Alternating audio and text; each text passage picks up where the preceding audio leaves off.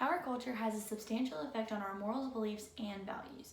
Things that may seem completely normal to one person may be extremely out of the ordinary for someone of another culture. According to DeVito on page 40 of Interpersonal Messages, intercultural communication is communication between persons who have different cultural beliefs, values, or ways of behaving. When you communicate with people of another culture, it's important to be mindful and recognize your differences. No matter how different my beliefs may be from someone else's, I always do my best to be respectful while still effectively getting my point across. The two culturally controversial topics I will be discussing today are whether or not doctor-assisted suicide should be legalized and whether or not safe-sex practices should be taught in the school or if that is a matter for the home. Doctor-assisted suicides are controversial for many reasons, one big reason being religion. Many Christians believe that suicide is a sin and that it should be on God's terms when it is your time to go. I, however, do not believe that this should be the case for terminally ill patients. Terminally ill patients often deal with lack of mobility, excruciating pain, and no longer being able to enjoy the life that they're living. The decision of whether to maintain a life of suffering or allowing it to end is extremely difficult, not only for the patient, but for their family as well.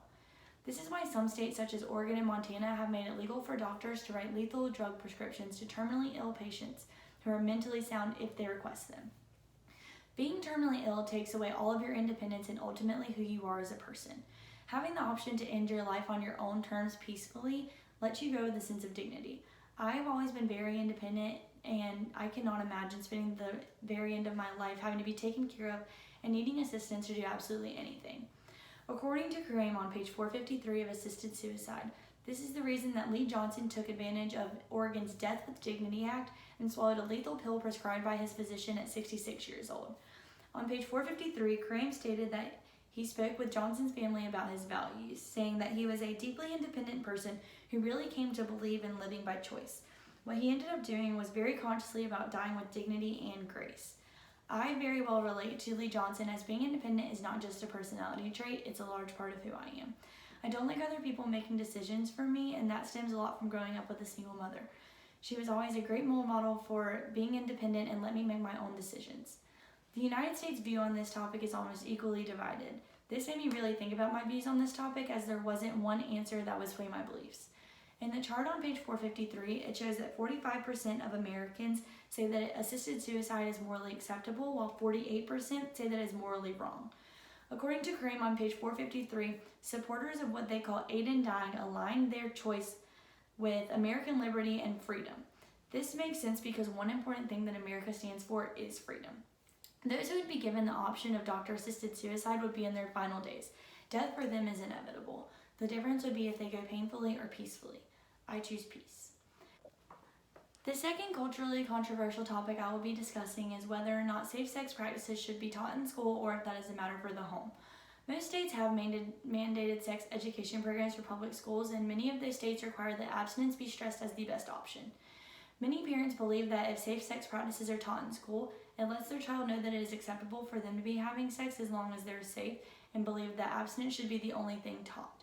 While abstinence may be the best option, I don't believe that it's the most realistic option.